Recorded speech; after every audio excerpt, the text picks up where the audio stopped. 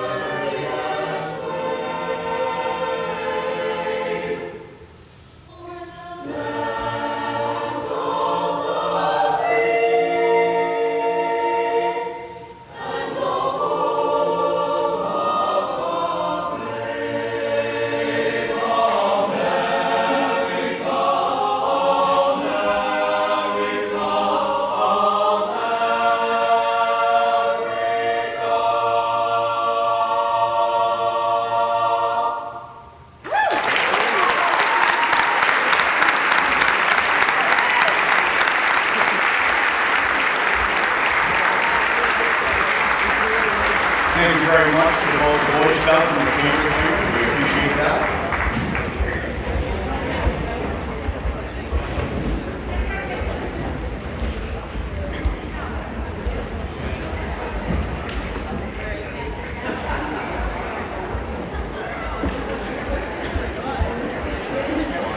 Okay, we're going to start first with the introduction of the school board members. So we'll start with you. If you can introduce yourself, please, and work your way down.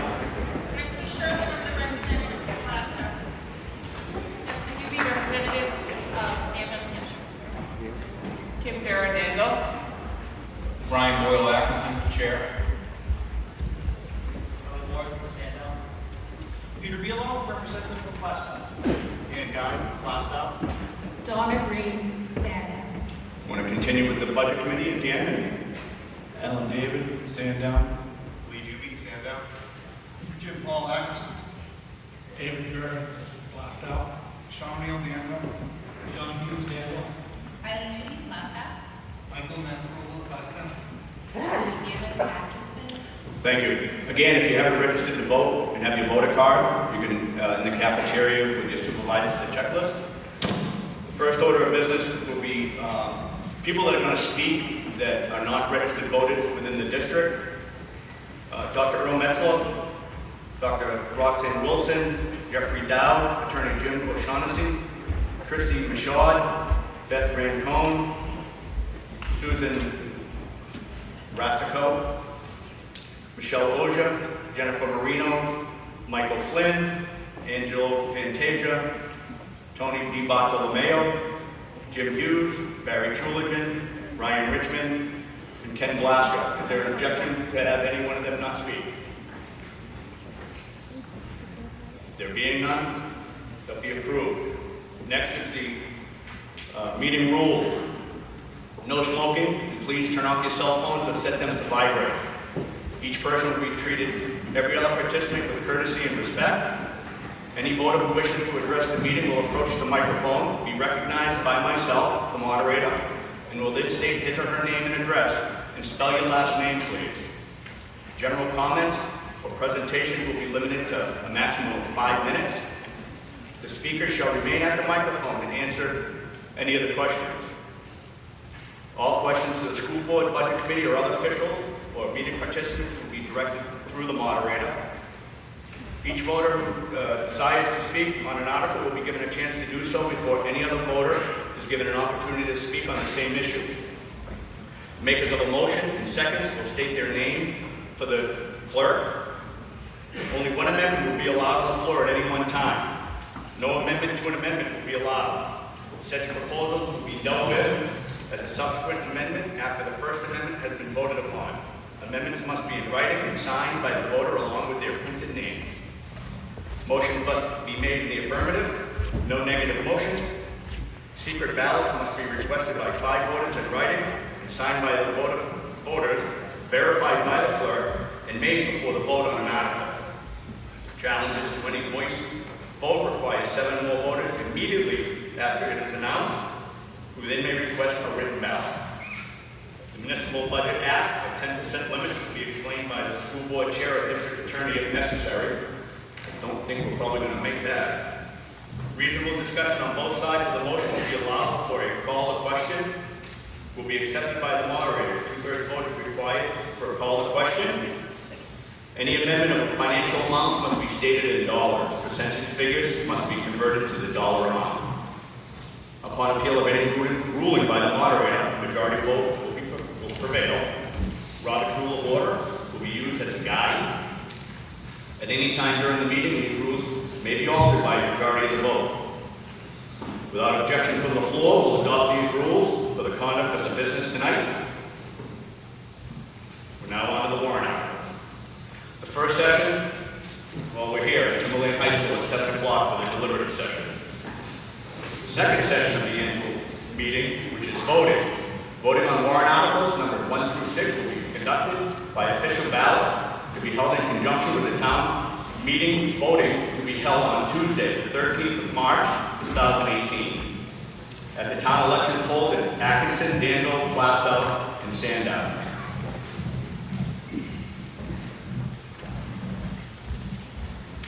And I'm sure you know Atkinson's, the voting is at the community center. Danville is at their community center. Plastow is at the college school, and Sandown is at the Sandown Town Hall. Article 1 will be the election of officers. To choose the following school district officers. Atkinson, school board member, 3 years. Plastow voters, school board member, 3 years. Sandown, school board member, 3 years. Atkinson, budget committee member, 3 years. Danville, budget committee, 2 years. Plastow, budget committee, 3 years. And Sandown, voters, budget committee, 3 years. So now I guess we're on article number 2, the operating budget. Shall the voters of Plastow, Timberlane Regional School District, raise and appropriate as an operating budget, not including appropriations, by special warrant article, and other appropriations voted separately, the amount set forth on the budget posted with the warrant or as amended by the vote of the first session for the purpose set forth therein totaling $71,759,415. Should this article be defeated, the operating budget shall be $71,370,606, which is the same amount as last year with certain adjustments required by previous action of the Timberlane Regional School District or by law. Or the governing body may hold one special meeting in accordance with RSA 40, 13, 10, and 16 to take up the issue of a revised operating budget only. Note that the warrant article 2, the operating budget, does not include appropriations proposed under any other warrant article. Majority vote required. Is there a motion put on the floor for discussion? By Michael, second. By Eileen. Is Dan Guy. Steve, there's actually a problem with it. The default number is wrong. Actually, the default number was correct at the time that this was posted. This has to be posted a week prior to deliberative session. There was an adjustment made to the default budget at the school board meeting last Thursday. That default budget should now read $71,870,607. Dr. Frost, say that again, please. 71 million, sorry. Just working in small numbers. $71,870,607. Okay, everybody have that correction? $71,870,607 will be the default budget. Thank you. Mr. Collins. Rob Collins, 75 Walker Road, Danville, New Hampshire, COLLINS. I'd like to make a motion to adjust the budget to $72,800,000. You have that written down. You have a copy for me? Okay. So your motion is to change the operating budget? Okay, so we have a motion on the floor. Is there a second for the motion? Let me read it first, I guess. Shall the voters of the Timberlane Regional School District raise and appropriate as an operating budget, not including appropriations by special warrant article or other appropriations voted separately, the amount set forth on the budget proposed of the warrant article as amended by the voters of the first session for the purpose set forth therein, totaling $72,800,000. Is there a second on the motion? Second, Mr. Moderator. Kerry Pappas. Okay. Presentation? I have a presentation, yeah. Go ahead.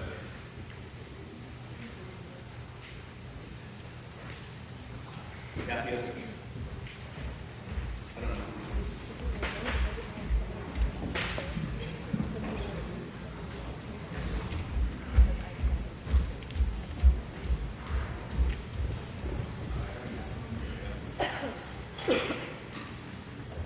Mr. Moderator, are we limiting presentations to any specific time or not? 5 minutes. 5 minutes, thank you.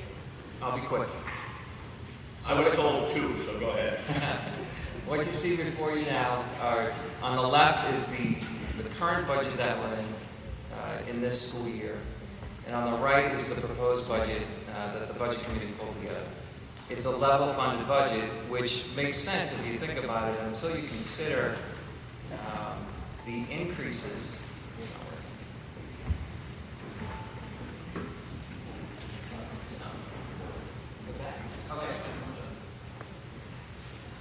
So if you consider the increases in special education, student transportation, and employee benefits, you can see the dollars on the left-hand side, on the y-axis.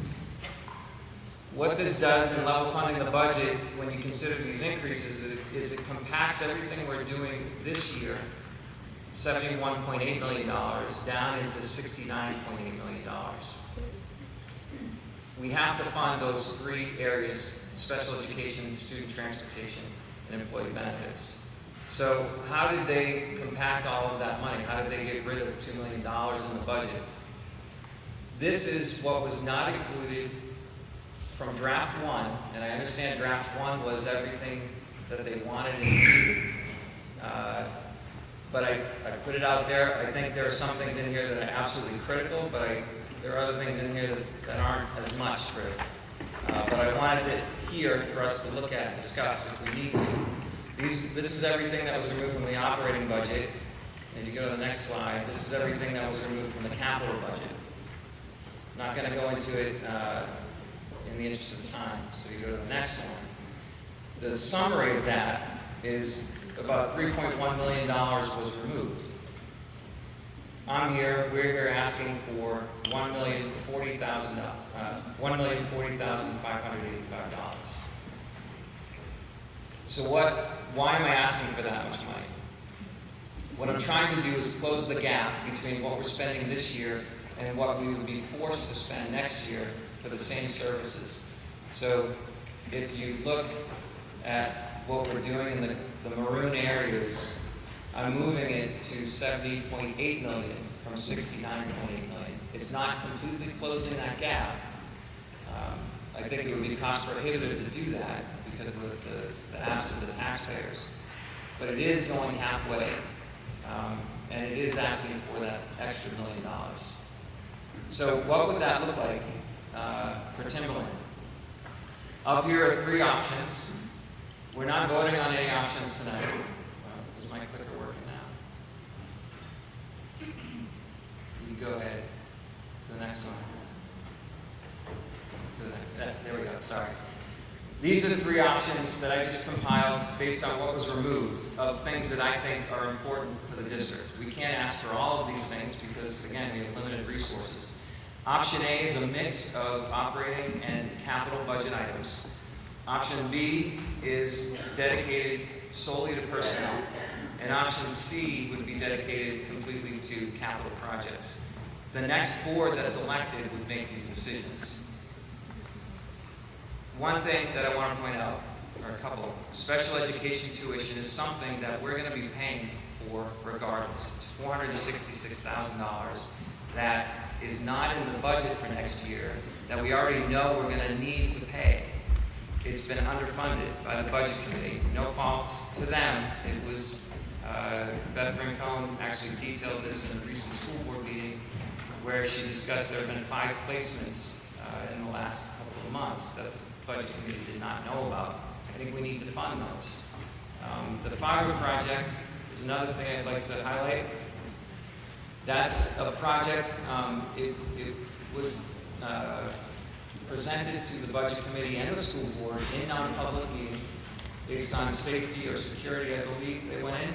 I don't know what was stated in that meeting, but both boards came out thinking it was important enough to move forward. Oh, 1 minute? Yeah, Oh, okay. that was a minute. I thought you wanted to stop. No? Budget committee wanted the school board to take care of it this year. School board told the budget committee to take care of it next year. Neither thing happened. I think it's important for it to happen. So that's why it's up there as well. You go to the next slide. This is what it would mean to you as a taxpayer if we were to increase the budget tonight by $1 million. There, if you look, it's broken out by town and by house value. So if you live in Danville and you have a $300,000 home, you're going to pay about $132 additional taxes next year. So I'll wrap it up. Thank you very much. I'll leave this slide up. I'd be happy to answer any questions or go back to previous slides. Please support this. Our children are worth the investment. Thank you.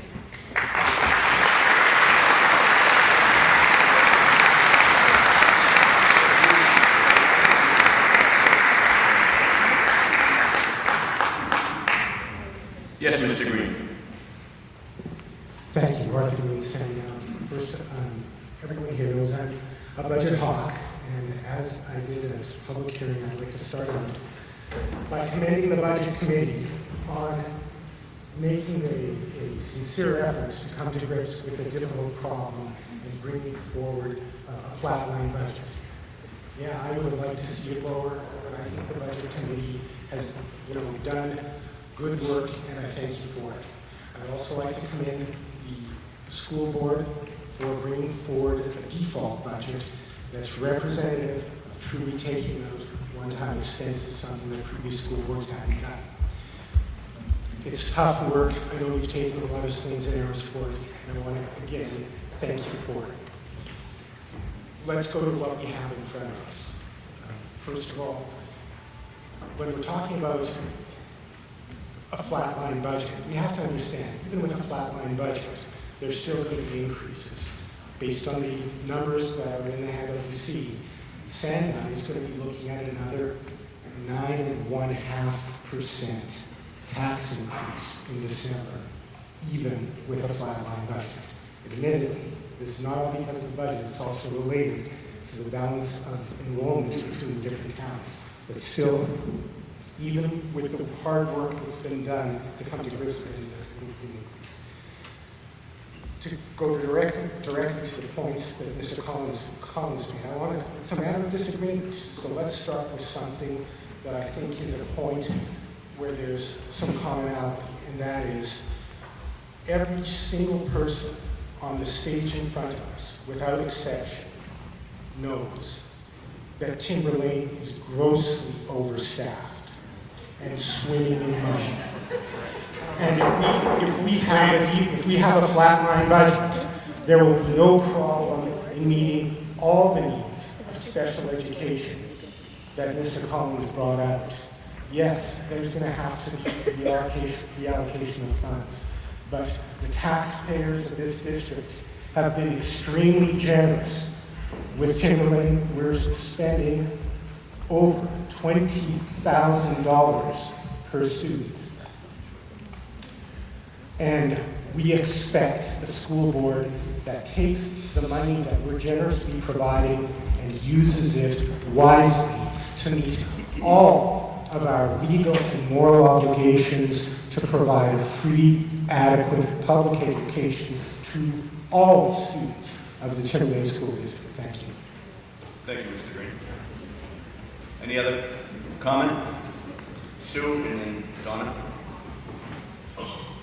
Mr. Moderator, I'd like to speak to a couple of the projects that Mr. Collins points out on one of his slides. It's been my privilege to be, an honor to be the chairman of the Capital Improvements Committee that the school board formed 3 years ago.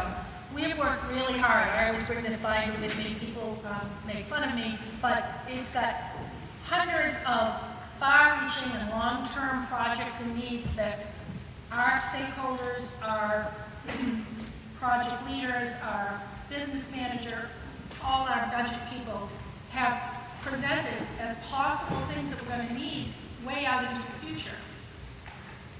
This budget, left as it is, won't provide even a couple of those, I think, well-needed projects.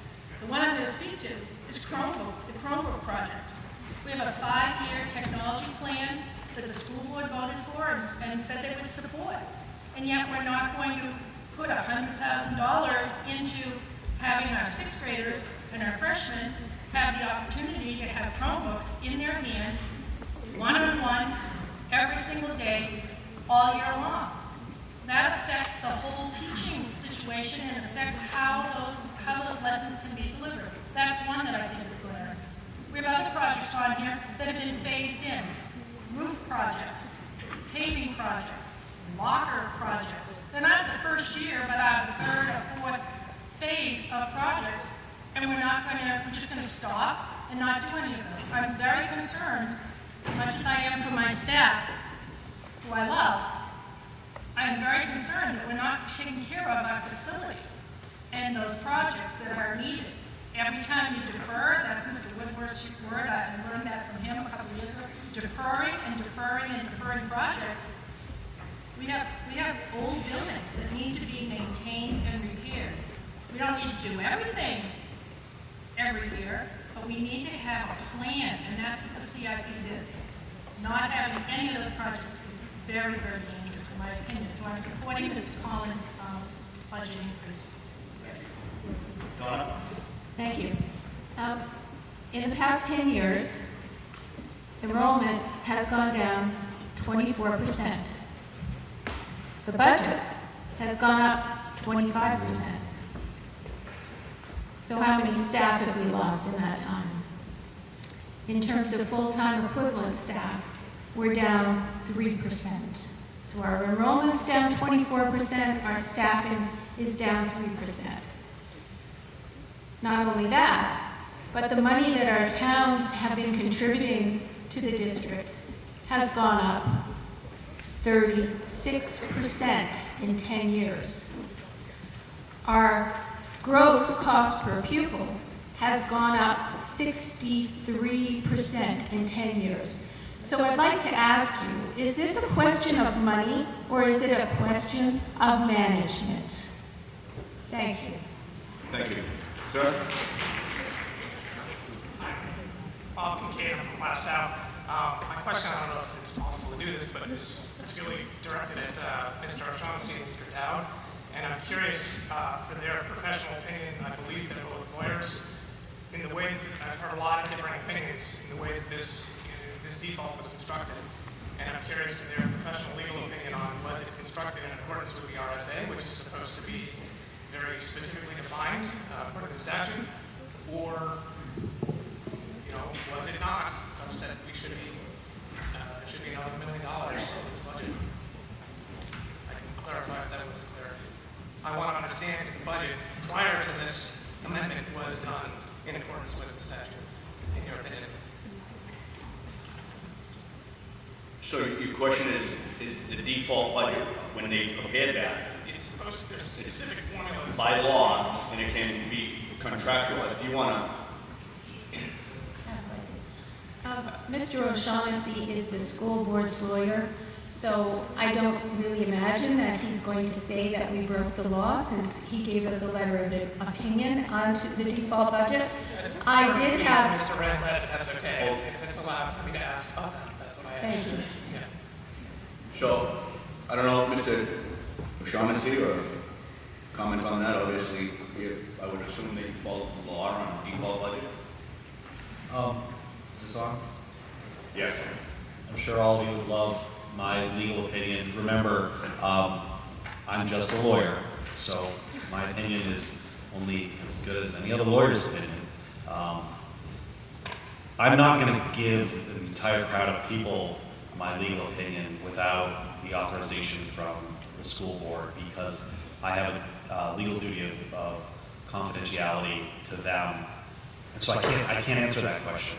And I don't really think it's a particularly good idea. I have given the board guidance. They have sought my guidance, the superintendent and the chair both, and I think they've worked hard to try to follow that and try to follow the law.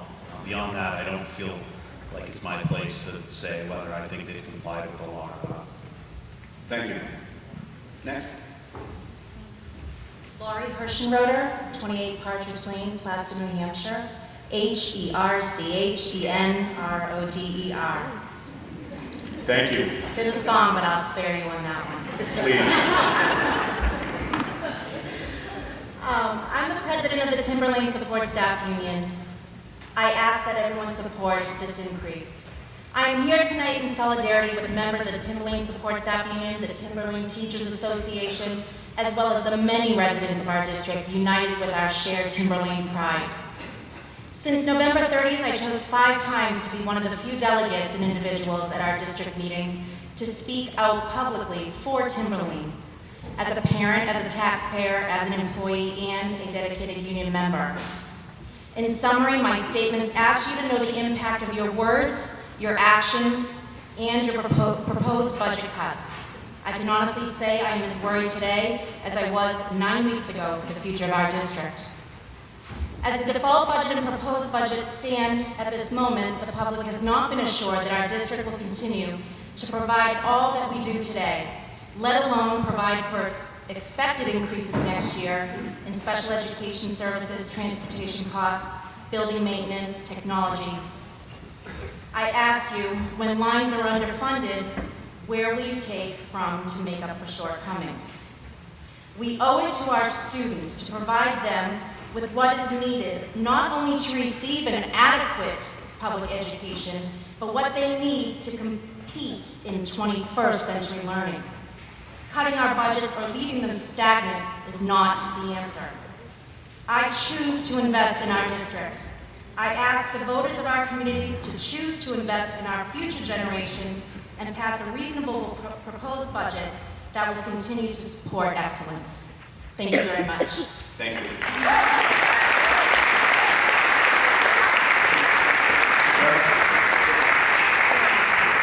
Brian Richmond, President of the Timberlane Teachers Association, RICHNAN. I've been teaching at Timberlane for 15 years, longer than many of my students have been alive. My entire career, I've been a vocal advocate for the students I work with, as have the professionals in the blue shirts here tonight. But in 15 years, this budget season has been by far the most challenging. From debates over the process, legal questions, to most notably, and for the first time, I have received death threats from residents of the Timberlane community for my work in advocating for the students of Timberlane. Sorry. But I will not be intimidated nor back down in advocating for the students and professionals of Timberlane. Most disturbing this budget season has been the dehumanization of the Timberlane community. While the historic process of the Budget Committee to develop their budget was to examine department and building requests and settle on a number that meets the needs of the district. Instead, after going through that process, the Budget Committee decided to ignore this year's needs and determining this year's budget by using last year's number. A number that, as we have been saying for months, grossly underfunds the district. Needs for special education, transportation, technology, and student services are not met in the proposed budget by at least $1.2 million. Meanwhile, the school board, tasked with developing the default budget, denied the vice chair the opportunity to explain how she arrived at the number proposed. And the school board again adopted a seemingly arbitrary number without taking into account the impact it would have on the students and professionals of Timberlane. We have heard at the school board acknowledgement that neither the proposed budget nor the default budget will fund the opportunities that students at Timberlane currently have available to them. It's just a number, we heard. The students of Timberlane are not a number. They are artists, musicians, and creators. They are scientists, engineers, and historians. They have helped companies make new scientific discoveries, worked alongside U.S. senators, and even become YouTube famous. They are the future of this country and the future of this community. They are worth your investment. And so we call upon the Timberlane community to do what it has always done. Stand up for Timberlane. Stand up for our values, for our culture, and for our students. They deserve the opportunity to achieve their God-given potential. They deserve the opportunities that we owe them. They are worth your investment. Thank you, Mr. Moderator.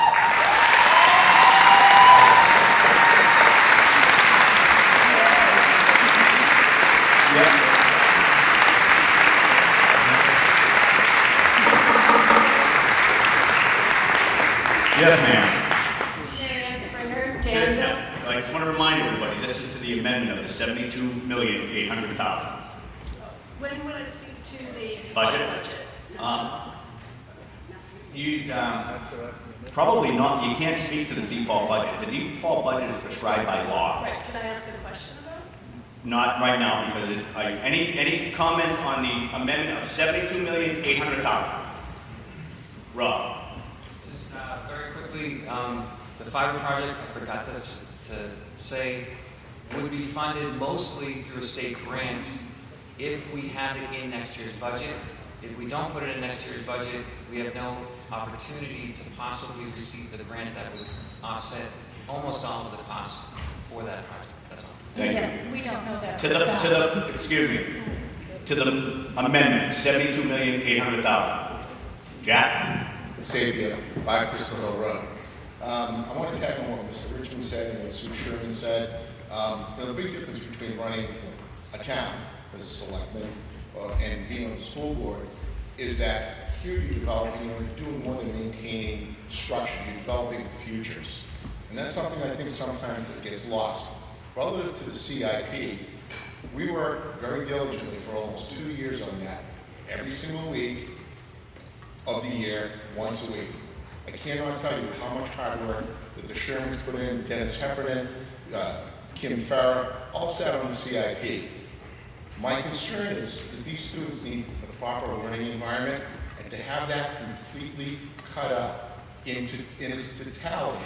I mean, it's nice to go and say, yeah, we reduced the budget, but no one walks around saying, yeah, we cut out the entire maintenance cost. You take this building, for instance, this room that we're in right now. It leaked like a sieve for over 10 years. You can see where every single cross joint has been pointed up. Instead of a $20,000 fix, we decided to kick the can down the road for 15, 20 years.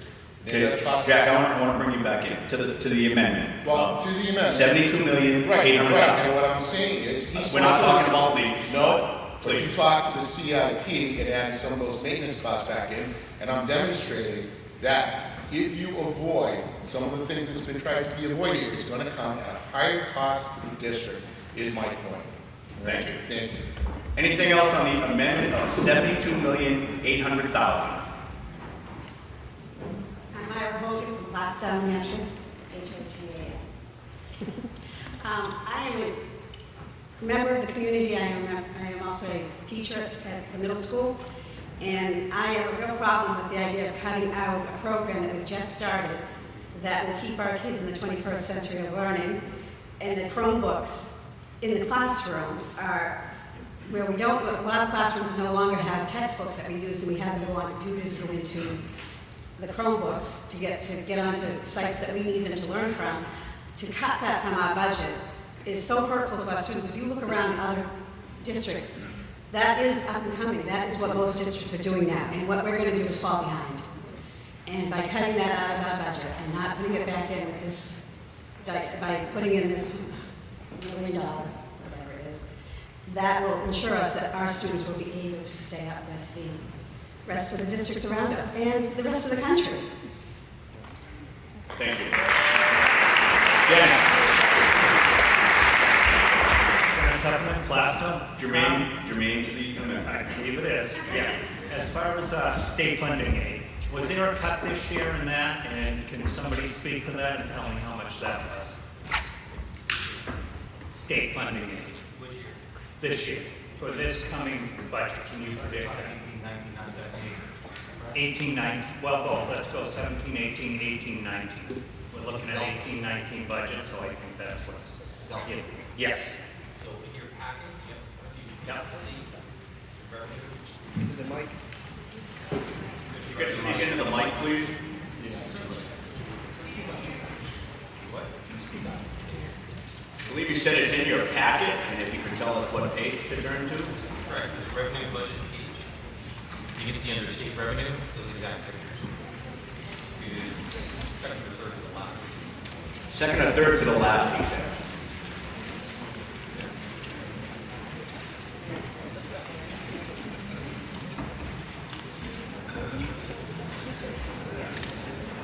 Down about $500,000, looks like.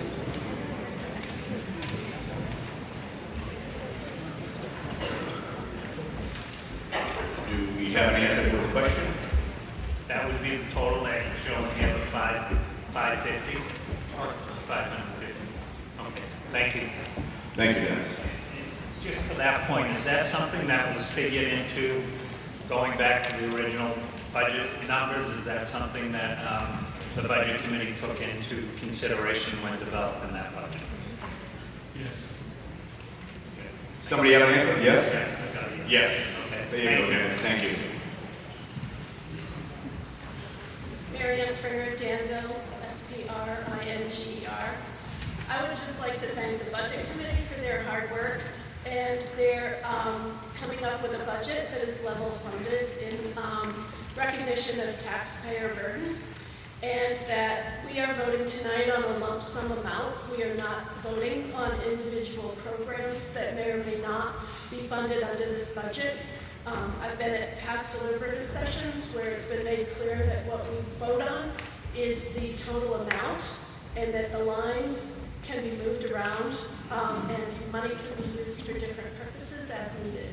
So I'd just like to make that point, since the amendment points to some specific items that are not going to be done if the amendment does not pass.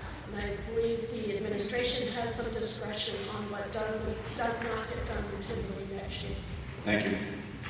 Germain to the amendment, $72,800,000. Yes, J.R. James Dalton, Town Road, Blackstone, Hampshire, D-A-N-T-O-N. You might have to bend over and speak it. There you go, I'm too tall. There you go. I'm looking at this paper right here, page 2. It says you guys asked for $70.5 million last year. You spent 67. This year, the only increase I see here is salaries and benefits, which go to school board, or whatever, the principals. What page are you on? This is the third page right here, this expense account. See, $2 million. for salaries and benefits, increase of 2 million. My math says 67 plus 2 is 69. You're asking for almost 73. What's the excess path for? That's my question. What's all that excess money for? Where's it going? Who's it being pointed to? Because we're 11 teachers per, 11 students per teacher, the lowest in 9 cities. I'm wondering where the money's going. Where's the extra $3 million going? Where's it going to? What programs? What sports? What athletic department? What are we using the $3 million for? Because the $2 million increase you're asking for is going to salaries and pensions that the state of New Hampshire no longer wants to pay. So what's the extra for? What do we need 72.8 million? I guess without calling up Mr. Collins to have him go through his presentation again, Mr. Collins, do you have a quick response to his question? Okay. It's his amendment. I don't think anybody up here is going to. You go to advance a slide. Back, back, back, there. Special education, student transportation, employee benefits. In the sum of those 3 items, just the increases year over year is just about $2 million. Okay, so 67 plus 2 plus 2 is 71. It's pretty accurate to me up there on the board. I had simple math. I went to Peabody High School, so you know what I mean? I'm going to leave that one alone. But, simple arithmetic says 67 plus 2 plus 2. okay, if there's not another question, germane to the amendment or anything new, Dr. Farrar. To answer, or to partially answer your question, yes, 67 million was the spend on last year's budget. We're in the current year, so we don't know exactly what that spend will be. Typically, you cannot run your budget down to the last dime, just like hopefully you don't do in your own household. So there's typically a surplus that gets returned to the taxpayers after that budget cycle is over. The surplus from the 2017 expended was, Mr. Dowd, correct me, it was well over 2 million, was it not? About 2.5 million. So what's not spent gets returned. But yes, you're correct. We spent 67 last year, and this is moving it up to 72 point, whatever that motion was. You're correct. Mr. Metzl? No, Dr. Farrar got that right. It's a common error. People are looking at last year's spend. This year's spend is going to be close to 70, and then the additional money. So it's not. There was a projection. We were hoping to stay around 69. We're on a pace to spend about 70 out of this year's budget. So we're hoping to bring back about 1.7, 1.8 for surplus, which is money you get back. And so those numbers, and Dr. Farrar explained it, I think, pretty well. Okay. Well, I was reading the annual report says you had almost 10 million in excess funds. What are we doing with those? Okay, Mr. Dalton, I guess they've answered the best they can.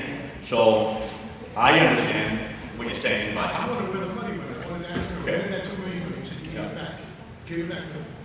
Did you give it back to the handmill? Did you give it back to Sand? No, it gets portioned back to each of the towns according to what their input is, and it's used to offset the tax rate when the tax rates are set for the following year. So it doesn't just stay in the district's coffers, it does go back to the taxpayers. The school board can make a decision as to hold back a certain amount just for, but it typically just goes right back to the taxpayers. thank you very much. Ma'am, to the amendment of $72,800,000, if there's nothing new, I'm going to move the question. Jennifer Silva, 16 Summit Drive, Atkinson. On the revenue sheet, I noticed that kindergarten revenue is back in here, $123,200. Is that new information? Because I thought that was pulled out last meeting. I believe Mr. O'Neill's going to answer that question. We have just discovered that as well too. This is an error. We, at our last public hearing, the budget committee reduced that to zero because we were not guaranteed that that money was going to be in there, but there was other grants that come in, and the other should be, I believe, 77,000. No, 77,000 is what should be the other, which is 3290. This is an older version of it, and we've noticed that tonight. Okay, thank you. Thank you. Mr. Martin, I'd like to actually bring To the amendment, $72,800,000. if you look on that same sheet that Ms. Silva was talking about, we have a direct assessment of 53,901,893, which is using the current proposed operating budget of $71,759,000. That is roughly a $1 million increase in the direct charges that are going to be charged back to the respective 4 towns. This amendment is going to increase that by another 1.1 million, which is going to double that impact. Just to make sure everybody's aware of what the cause and effect relationship of everything that is here tonight. Thank you. Within nothing new, we're going to be voting on the amendment of, God bless you, $72,800,000. So without reading the whole operating budget warrant article, totaling $72,800,000. Should this article be defeated, the operating budget shall be $71,870,607. All those in favor of the amendment signify by saying aye. Aye. Oppose the amendment? Nay. Could we have a show of cards, please, Mr. Moderator? Thank you, Mrs. Green. Yeah, that's too close for me. 2 things. If you're watching on TV, the deliberative session documents are available on the Timberlane Regional website.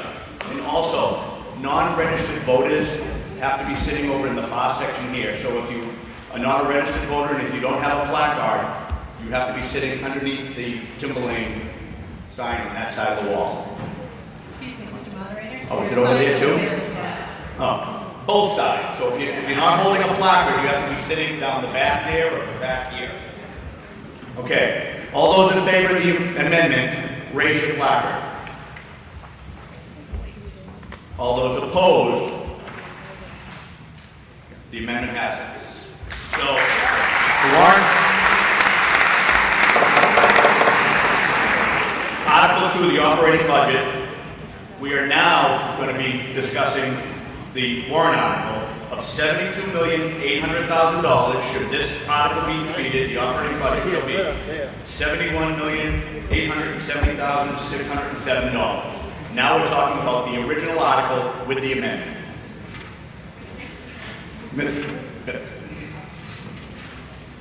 I just had a quick question about the default number up there.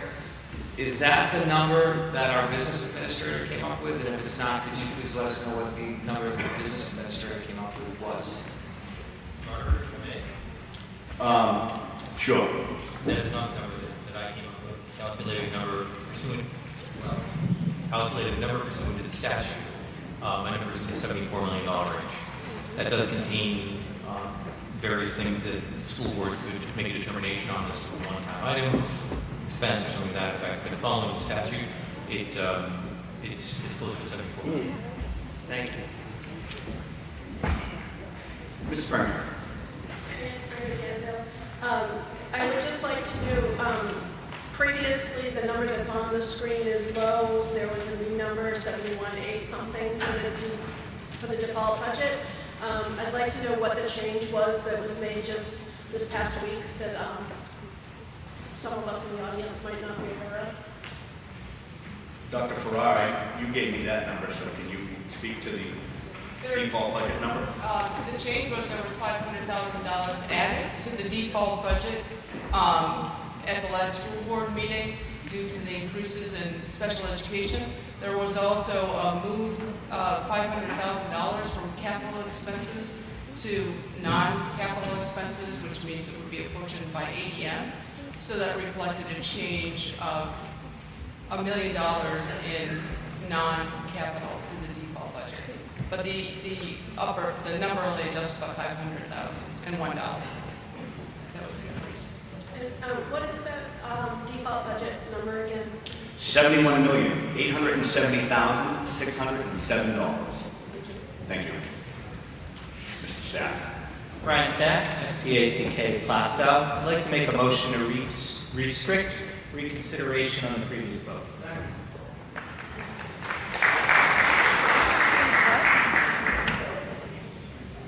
Yeah, I can't restrict an amendment until the warrant article passes, unfortunately. So, to the, anything else on the operating budget?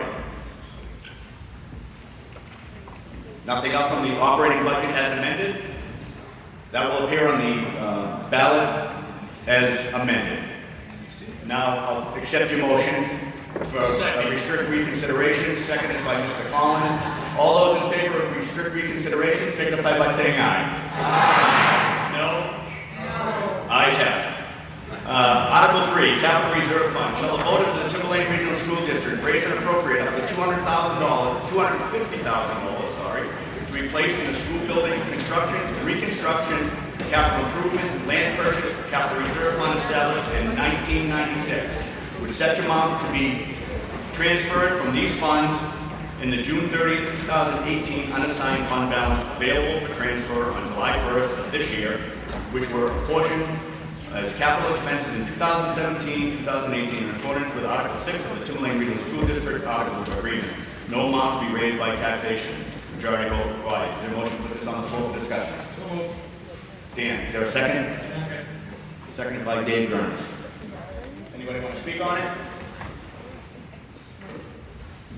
There be no discussion. Article 3 will appear on the ballot as read.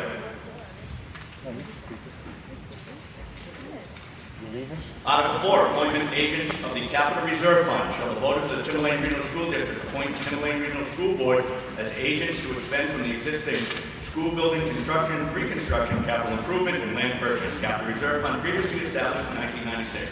Majority vote required. Is there a motion to put this on the floor for discussion? So moved. Dan, is there a second? Second. Where did that come from? Mr. Doobie? Any discussion on Article 4?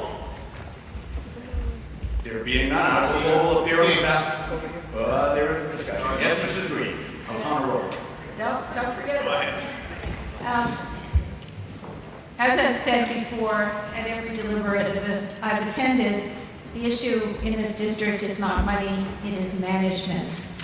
And this warrant article goes straight to management. I personally do not think the taxpayers should be entrusting the school board with capital funds. It should remain the way it is now, which requires a vote of the people to release the money for large capital projects. So I'm not in favor of this motion at all. I think it should stay the way it is. Thank you. Thank you. Any other comments on Article 4? Yes. I recommended this be placed on the ballot as a warrant article simply because of the issues that we were facing during the budget season, and knowing that there were some capital projects that were very important to the district that may not get funded should a low budget be passed. We have funds in a capital reserve fund that should be expended on capital. However, they're essentially tied up for a year, which in the case of an emergency would restrict the use of those funds. My purpose of moving this forward and requesting the school board put it on the ballot was simply to show that we entrust our elected officials with the funds that are in that capital reserve fund, and we trust them to spend it. And I feel that. So I think this is a good warrant article. Thank you. Any other comment on Article number 4? Yes, Mrs. Green. Typically, at the end of the year, when we see what surplus we're facing, emergency items pop up. And there was a very big temptation on the part of the school board to spend your surplus at the end of the year when we know how much is there. There will be an equal temptation to spend this money when, with prudent planning, we can put any large capital projects on a warrant and get your permission to spend and access this money. We have funds in our reserve called the Fund Balance Reserve Fund. We have money in there. We typically budget at least a $1.8 million surplus every year. We do not need to give the school board access to this money without your approval. Thank you. Any other comment? Mrs. Gerns? Ann Gerns, Plastow, G-E-R-N as in Nancy, S. I think this particular article makes a lot of sense, but there's one thing that makes me a little nervous, is there any limit set on the kinds of things that the school board could choose to spend it on? Is it limited to only projects that have already been started and are approved? Or is it just wide open to spend on anything anybody wants? Are you raising your hand? Yes, Sue. I think I can speak a little bit to Mrs. Burns' question. So when this fund was begun in 1996, they specifically worded it that it would be for building, construction, reconstruction. Very specific. And although I don't have a physical copy of that actual warrant article, I believe that's the intent, that it would be used specifically for capital improvements, if that's the term you want to do, on building, reconstruction, and land acquisition as well. That was the intent of the fund. Not being able to get our hands on the money or having to wait a whole year around if there is an emergency is a concern. And I think this board would want to consider very carefully how we would craft having to use that if we had no other choice but to use some of the funds. We don't have a huge amount of money in that fund. It's a little over $1 million. I know that sounds like a lot of money to us, but in the bigger scheme of things, it's been here since 1996, and we only have a little bit over $1 million in it.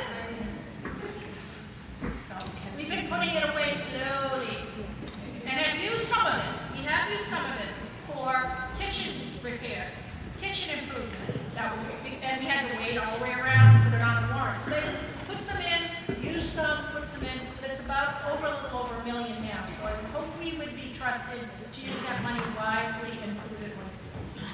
Thank you. Dr. Farrar? I abstained on this in terms of a recommendation for two reasons. The first being we do not have the historical information regarding these funds. This is a trust fund. It needs to be spent in accordance with how it was set up. Until we have that background documentation, this fund really should not be spent down. It was 1995 that the warrant was passed, so unfortunately, I personally have not been able to round up the information related to this fund. As Mrs. Sherman said, we're still looking for that. It has to be in the archives somewhere. I'm not sure where the school archives are for those. So that was one reason I abstained from voting on this, because I'm not entirely certain what this fund can and cannot be spent for, and that would be in the discussion of the warrant article. Also, I was opposed to voting for this because we do not have a procedure or a means in place for the school board to have a discussion or determination as to when to spend these funds. I personally felt that we should develop some sort of policy before this went to a warrant, so if these funds became available and this new school board was seated, that there would be a methodology by which these funds would be spent. Because right now, if this passes, all it takes is a majority of the school board could essentially wipe out those funds, and that didn't really sit too well with me. Thank you. Mr. Grosky? Good evening, Jason Grosky from the town of Atkinson. If I could ask a question of whomever might be the right person to ask this question of. In the event of an emergency, something catastrophic, does the school board have the ability to request from DRA or from the state to spend money out of its fund balance in an emergency situation? Yes. No. Mr. Dale, yeah, go ahead, Mr. No. I'm not going to answer it. Not out of our capital reserve fund. I'm not talking about a capital reserve fund, I'm talking about your undesignated fund balance. They may out of the fund retention balance, which is a much lower amount. So this will be one of the rare times over the years that I would stand before you and say, I agree with Mrs. Green, I would oppose this as well. Thank you. Any other? Mr. Belo? And then Mr. Wood. Dr. Farrer's point about there's not been a policy in place yet. There's no policy in place because we haven't made, this hasn't been voted in. There was no need for a policy. It's kind of like a cart before the horse situation. I think we need to vote this in, and then we'll write a policy around it to use it wisely. The voters voted us in, hopefully to spend their money wisely. And the fact that several board members have issues with themselves spending it wisely, to me, is an issue. But I would hope the voters have a little bit of faith in the people that they voted into office. Mr. Boyle. Okay, to try to combine Dr. Farrah and Peter's points, this article started with the Budget Committee. I think it has a lot of merit. I agree with Kim. I personally prefer to see something in place beforehand, but when you look at the timing of things, I'm confident in your elected officials that they will do the right thing. And we talked about it briefly as the board. This would be priority one. If the voters choose to pass this article, then obviously the next school board will very quickly put this in top of priorities to decide how they're going to go out and spend this kind of money when needed. So I don't think it's that much of a crapshoot. Thank you. Mr. Green. Arthur Green, sitting down. We have a policy that says that in order to spend more than $25,000 over what's been appropriated on a particular line, it requires prior approval by the school board. Now, are we going to have that kind of policy following this? Because that policy is ignored all the time. We wrote to the Timberlane auditor and gave a dozen examples from the past school year, the past fiscal year, where we far expended the lines by more than $25,000 with no prior vote of the board. So I have very little faith in setting policies to financially restrain the board and have those policies be respected. Thank you. Dan. Just to be clear, if this did pass, we can't just spend it. We have to have a public hearing, which is kind of like what we're doing now, except on a real small scale. So we can't just take it and spend it. We have to have a public hearing where you, our constituents and the voters in the district, can come and tell us, yes, we want this, no, you want to give us your opinion. We can't just spend it arbitrarily, as people have said. Any other discussion on Article number 4? Anything new? Anything new? Yes, Mrs. Green. To Mr. Guide's point, as you know, in public hearings, there is no vote. So the public does not get to vote to instruct us to spend it or not to spend it. They merely, the public, you, with your money, you merely get to voice your opinion. And none of that is binding on the board. Thank you. Mr. Collins. Yeah, I'd just like to know how the board voted on this 4-1, if we could. 4-1. I can ask them. They don't have to answer, but. I would say. I voted for it. You remember? Kelly. In favor. I was not here. I voted against. Thank you very much. Great. Yes, sir. Anything new on Article number 4? Kevin Contos, Sandown, New Hampshire, KONTOS.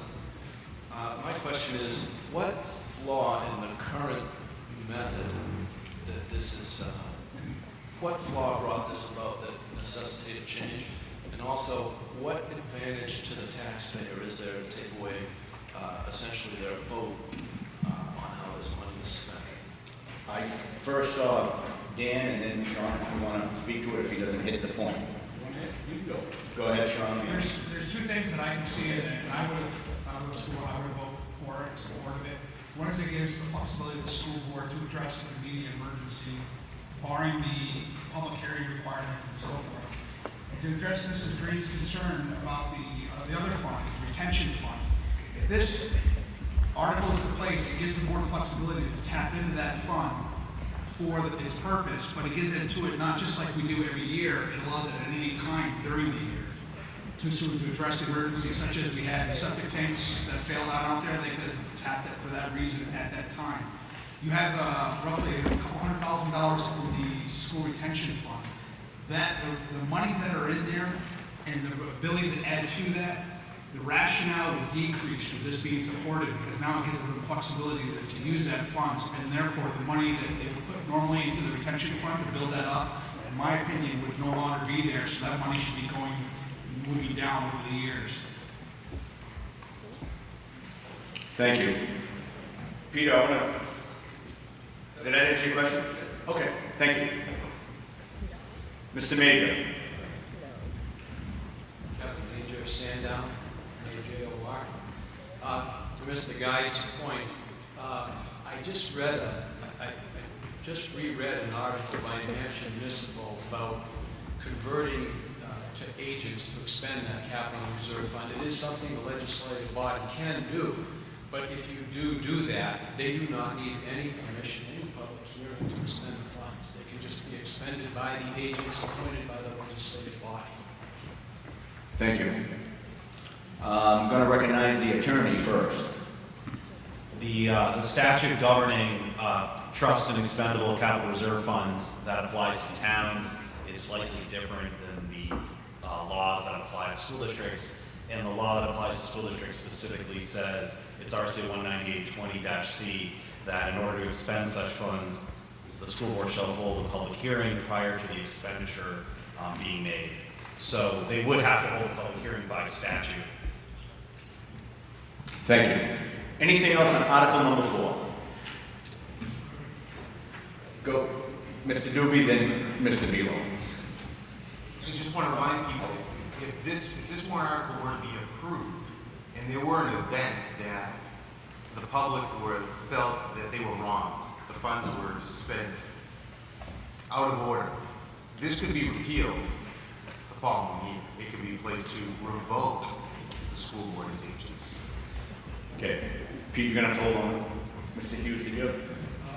Well, I was going to say somewhat what you just said, but also if we were creating this fund today, as in most towns, this language would be part of that fund creation right now. So it's the way funds are created now to give that flexibility to your selectmen as well as to school boards.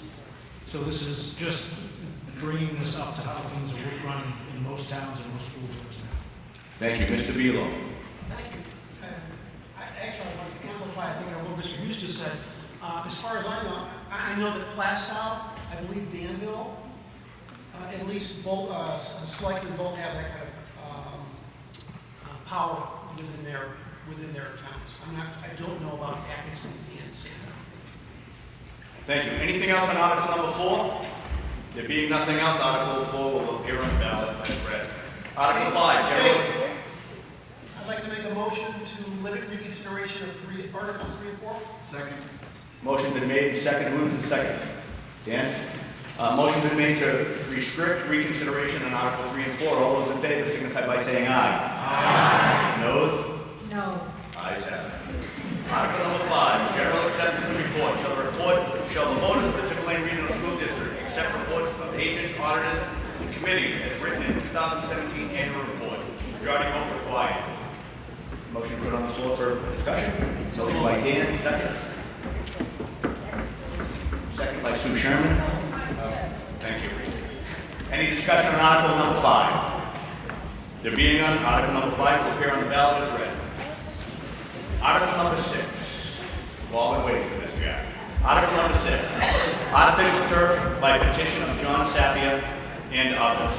Shall the district vote to raise and appropriate the sum of $800,000 for the purpose of increasing athletic player safety and decreasing district operating costs by professionally installing an artificial turf surface to an existing sports playing field with a projected savings that will pay back this investment within 5 years. This will be a multi-purpose field supporting a host of district sports and shall be made available for a fee to outside parties when not used by the district for the purpose of generating additional revenue to further offset costs and shorten the time to maximize return on investment. Payments will be spread out over a term of 8 years at a maximum interest rate not to exceed 4.75% and shall be installed during the budget year. Majority vote required. Is there a motion to put on the floor for discussion? I'll make that motion. Motion by Dan, is there a second? Second by Jack. Okay, so the first thing I need to do is I need to offer up an amendment. When I originally reached out to DRA and asked them about municipal leases and buying things out of the schools consortium, they told me that everything was fine. When DRA reviewed it, it kind of fell under the bond path that we had to take, so I had to amend it to this. Read that. Okay, we have an amendment. Shall the district vote to raise and appropriate the sum of $800,000 for the purpose of decreasing district operating costs, increasing athletic player safety, and promote a positive environmental impact by professionally installing artificial turf to an existing sports playing field, with $350,000 coming from the school building reconstruction, capital improvement, and land purchase capital reserve fund, $175,000 from the fund balance retention fund, and the remaining $275,000 from taxation. This will be a multi-purpose field supporting a host of district sports. It shall be made available for a fee to outside parties when not used by the district for the purpose of generating additional revenue for further offset costs and shorten the time to maximize return on investment. Majority vote required.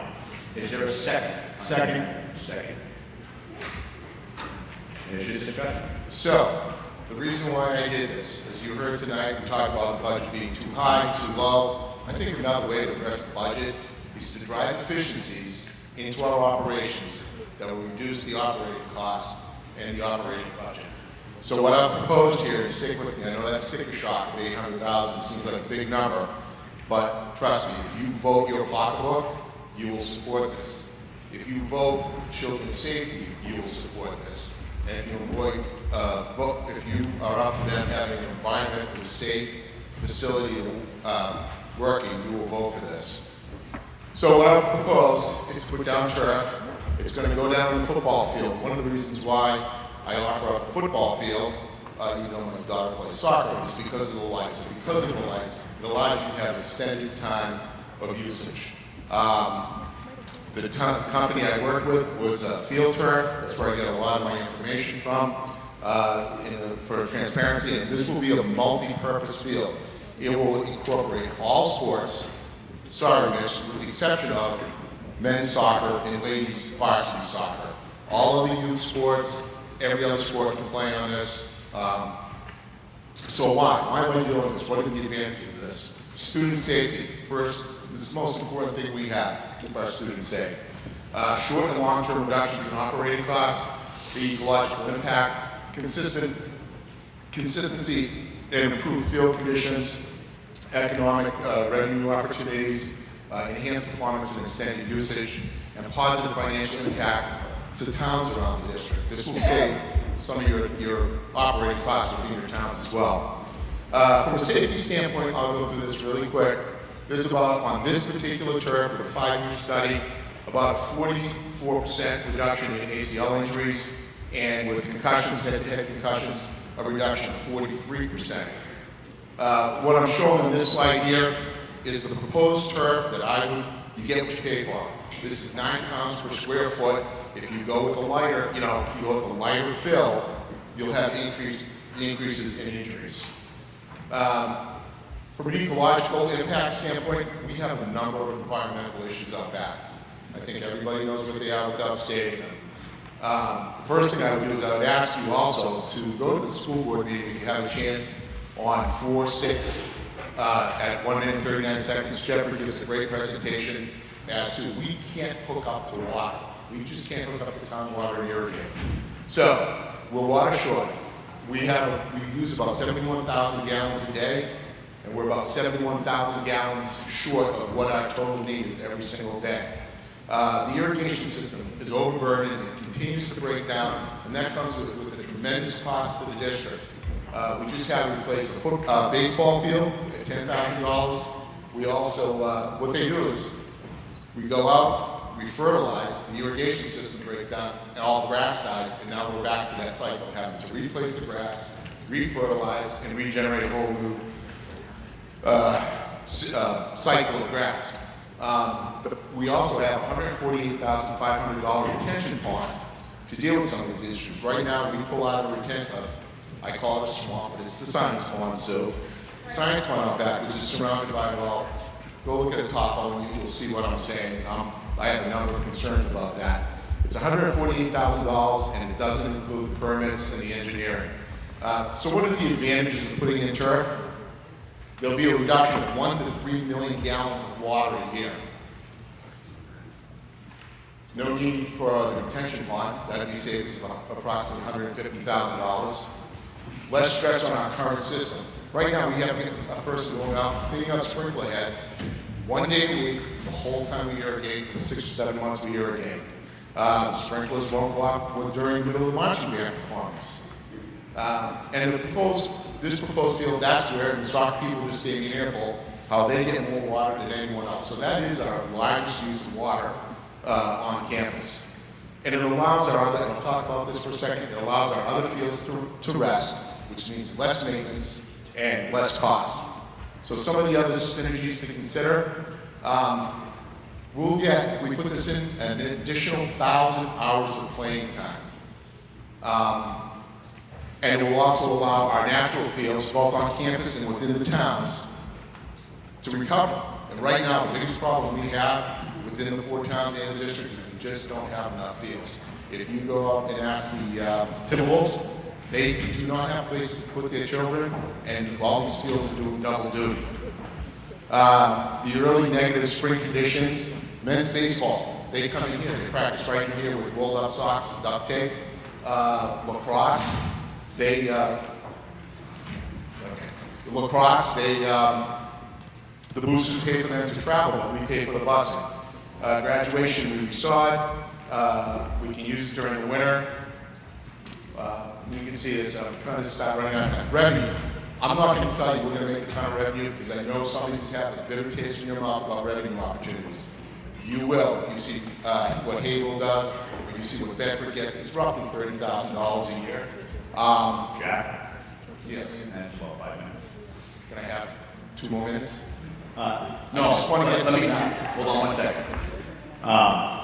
Any further discussion on the amendment? There being none, all those in favor of the amendment signify by saying aye. Aye. Noes? No. Ayes have it.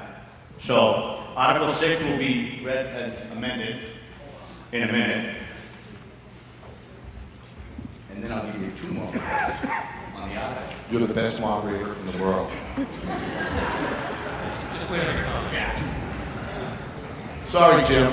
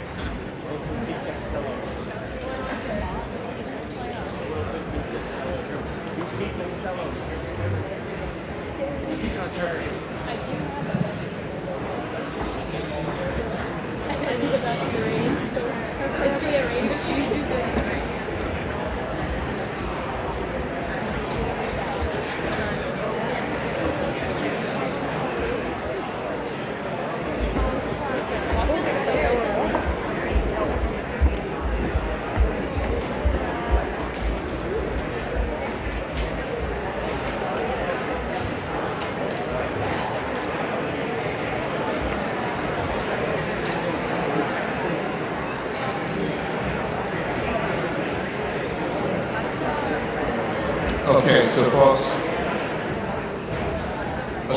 Jack, I'll take care of it. Hey.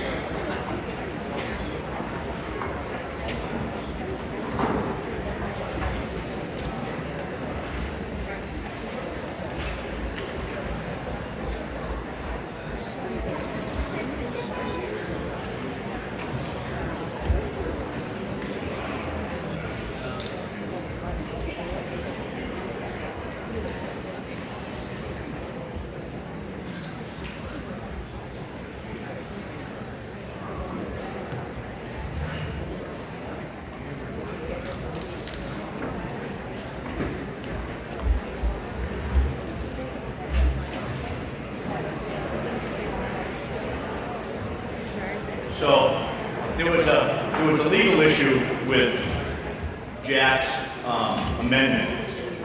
So in the interest of time, what I'm going to do is, Jack, will you withdraw your... Done. And Dan, will you withdraw? Okay.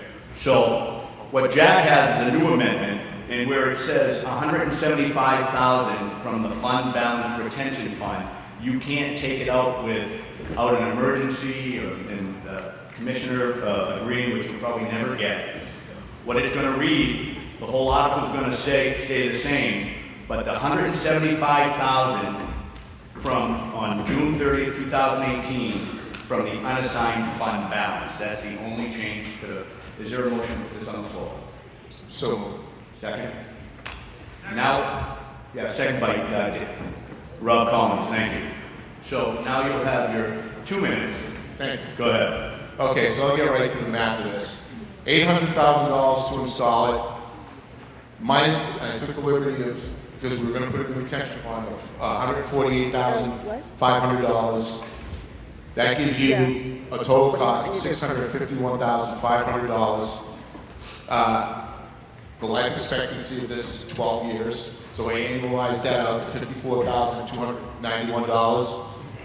There's $5,000 worth of maintenance a year to this, of which they give you the equipment to do it, and that's based on $30 an hour with our staff. Minus the $65,000 that we currently spend on maintenance, which is cutting, striping, fertilizing, irrigating, etc., top dressing. $30,000 worth of revenue. Soft costs. Soft costs are what we save on maintaining our other fields, not busing the lacrosse kids, not busing the baseball kids, and that's a number that if you go out and check, most of the surrounding towns get that have turf. By the way, our kids are already playing on it. So that gives you approximately a positive cash flow of $35,000 a year. Now I don't want to tell you we're going to be making money off of this, because that goes to replace the turf in 12 years, which is half the price, about $300,000. So at the end, I'm going to keep this short and sweet. At the end of 12 years, you have this beautiful facility for the kids. It's safer, it's economically sound and environmentally sound, and from that point, you spend $5,000 a year as opposed to $65,000 a year. But that $5,000 cost comes with all those soft savings.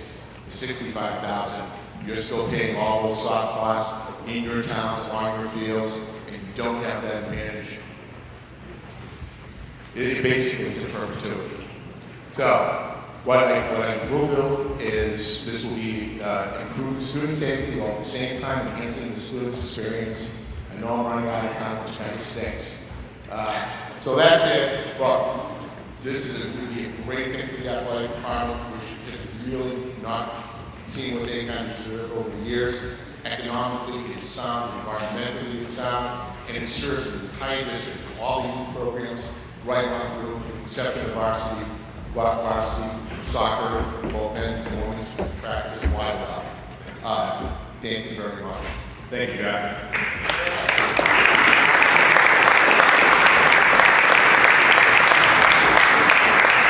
So right now, we did a little backwards. We're going to vote on the amended warrant article, and that was $75,000 from June 30th, 2018, unassigned fund balance.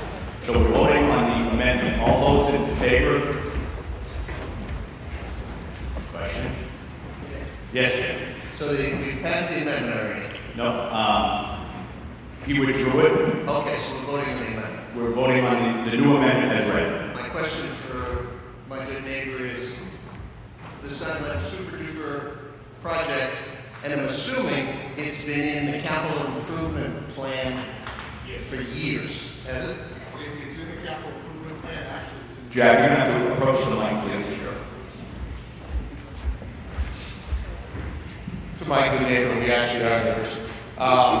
Yes, it's in the capital improvement plan to do the football field, and then they're going to phase in the soccer field after that. Correct, Sue? So it's in, thank you for asking me about my lovely book. It's in the plan for 2021 to do one turf field, and then the following year, 21-22, to do a second field. That's where it's placed right now, so it's been in the capital reserve. Thank you, Sue. Yes, sir. On the amendment. Chris Drew, Sandra.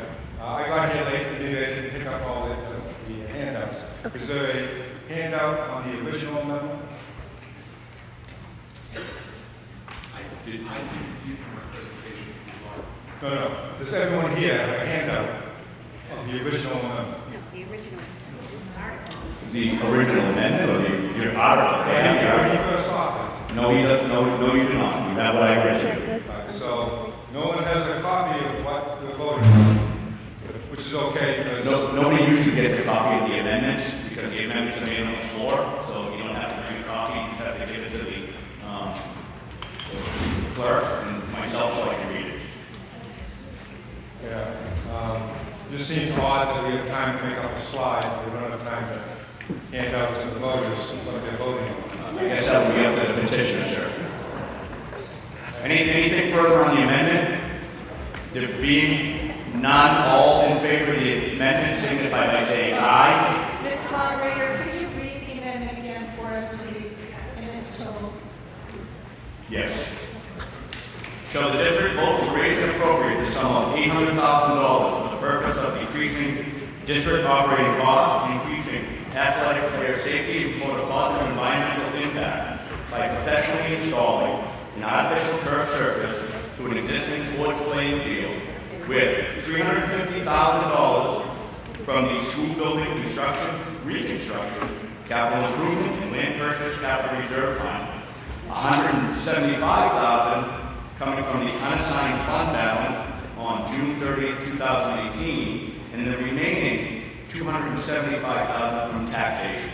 This will be a multi-purpose field supporting a host of district sports. It shall be made available for a fee to outside parties when not used by the district for the purpose of generating additional revenue to further offset costs and shorten the time to maximize return on investment. Thank you. All those in favor of the amendment signify by saying aye. Aye. No? No. Ayes have it. Now, on the amendment, anything else, anything further on Article number 6 as amended?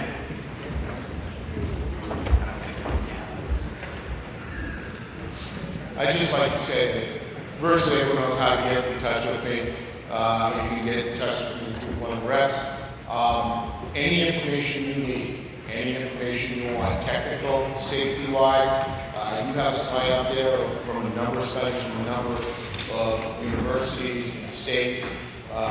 And like I said, any information you need to go to that ballot and make a good decision, up or down, I'll get it for you. Anything else? Come right up to the mic, sir. Yes, Mr. Boyle. Yes, I'm going to speak against the petition. The school board this year is in the middle of a strategic plan. Our district has not made any major improvements at all in our capital, in our facilities.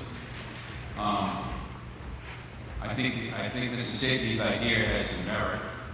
I personally think that Timberlane should be dealing with other issues before we deal with this field. We have, I think, just over $1 million in this capital account. Now we're talking about tapping immediately $350,000. I'm here to tell you, I can assure you, that within a couple of years, this group, as well as the rest of our constituents, are going to be facing legitimately several $1 million improvements to our facilities that we just clearly have not done.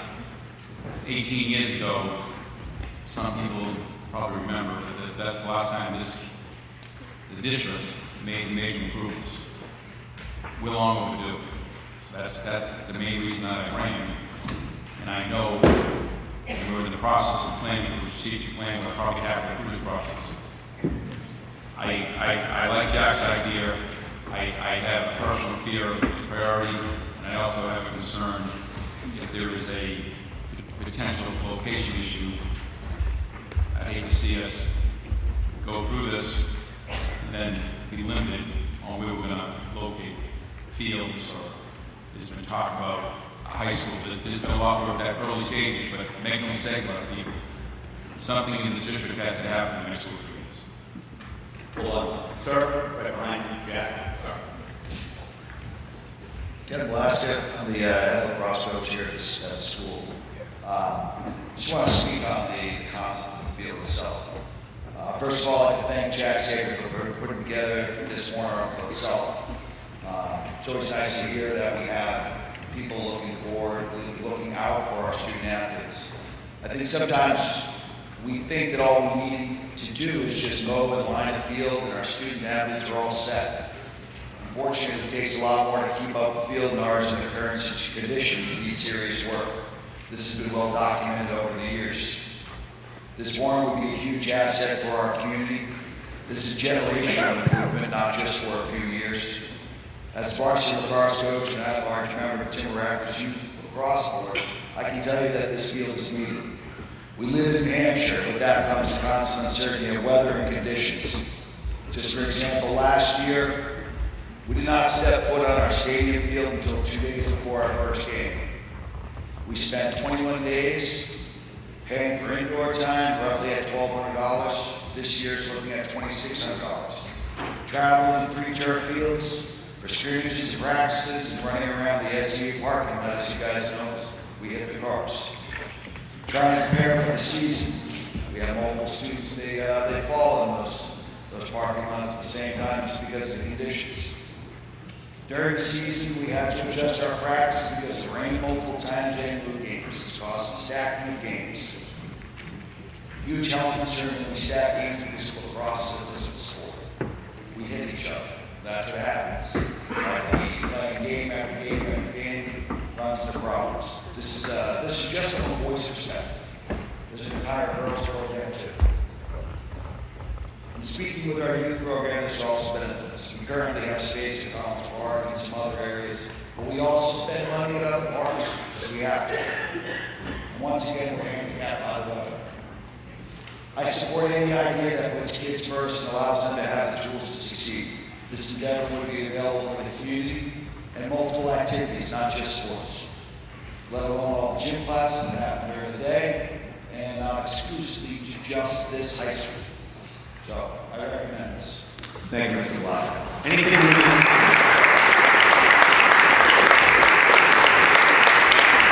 moving the warrant article, if not, I'll place it on the ballot if read. Rob Collins. Go ahead, Rob.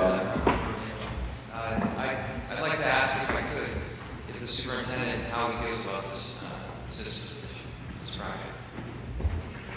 If you want to answer, you can. If not, we'll move the meeting along. Yeah, I'd certainly be happy to answer. You know, I've been here for 6 years, and we have champions for the arts. You know, Jack Sabian is a champion for athletes, and so I would throw 100% support behind this project. Anything that's going to enhance our student athletes' experience here at Timberlane.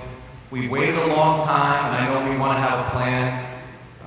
When's the right time? Well, I think our athletes have waited long enough. So if the community supports this, I'm 100% behind it. I thank the city for bringing this article forward. Anything else germane to the article? If not, I'm going to place it on. Go ahead. Stand down. I just have to speak to the technicality of the article as it's currently written. I believe that we're changing the subject of the warrant article by requesting the withdrawal of $350,000 from Capital Reserve Fund. And you can see if I'm right or not, but you can't change the subject of an article on the floor in the state of New Hampshire because you need to warn the voters when you're going to make a withdrawal from Capital Reserve Fund. So I think DRA will find this warrant article void the way it currently is written. Well, just to clarify, it's $350,000 from the school building construction, reconstruction, capital improvement, and land purchase capital reserve fund. It's the Capital Reserve Fund we're looking to withdraw from. If it is, I know the DRA will find this invalid. So you can't do it the way it's written right now. Well, I'll consult with the attorney. DRA wrote this. So, Thank you, Jack. Yeah, we will. So I just want to talk to a minute about the plan. Hold on. Miss, somebody do. Sorry, Jack. you say that you support this and support the athletes of the district. My question is more about management of this. As I see it, I think all of the athletes need to benefit from this, and I'm wondering if you would make a commitment to all the athletes to have this field be equitable, because all athletes should be able to practice on turf. They all go to other schools and play on turf, and it's not just about two sports.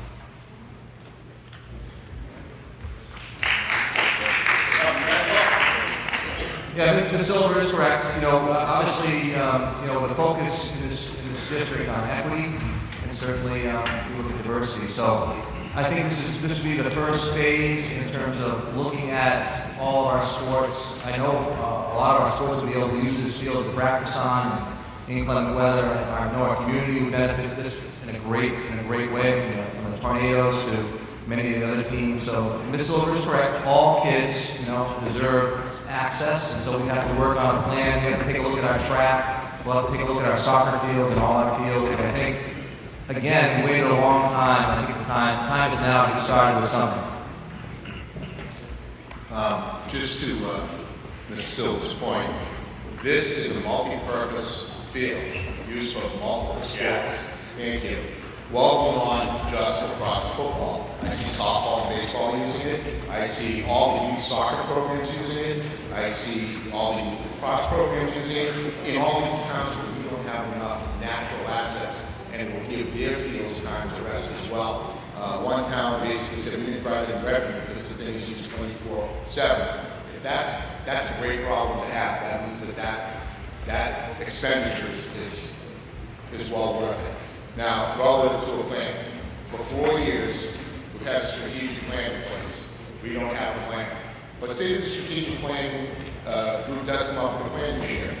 Next year, they'll put a warrant probably before the voters for schematics and architecturals, and then the following year, a bond in the most perfect scenarios. We know what it's like when you go for a $5, $10, $20 million bond. We couldn't get the addition to the athletic room back. I agree with Mike. There's tons of work to be done. But the reason why this football field is the place to put it right now is because it's a stand-alone entity. I do not envision at any point in time us moving the stadium, moving all the bleachers. I see all kinds of things taking place around campus, but not there. And that's why I think, look, these athletes have gone without. When I have a referee, the referees at this place call me up. He's a major CEO of a major company in the state of New Hampshire, Jackman. They cannot believe Jack? I'm one. Yeah, I hate I'm one because it's all night. So we've got some clarification. We're not changing the subject matter. We changed where they get some funding. If there isn't anything new, I'm going to place this on the warrant as amended. Okay. Want to hear from Woody? Here we go. The only thing I want to say is that there's a lot more to the advantages than just when we get down on the field. Out back, our practice fields, where we have the soccer, football, softball, lacrosse, a lot of teams playing throughout the year, especially in the fall, in the spring, and even during the summer.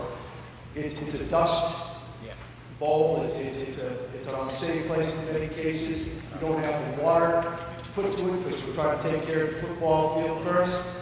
This will give us an opportunity to put resources where they're needed to make those fields better immediately. So as soon as that's done, all programs that are outdoors benefit. Thank you. Thank you. There being no further comment, I'm going to place it on the warrant. Sorry, I have a question, sir. On this article. Go ahead. The proponent said if you do this, you don't have to build the expand the retention pond. I'm a butter, and I got a notice, I think 2 weeks ago, from an engineering firm that said that Timberlane is planning a project to make the irrigation pond bigger, right? It's got engineering drawings and everything, and there's going to be public hearing, DES and all that stuff. So what you're saying is that if this warrant article passes, that project goes away? It's not going to happen, and we don't have to spend the money on that? Or is that still going to go forward?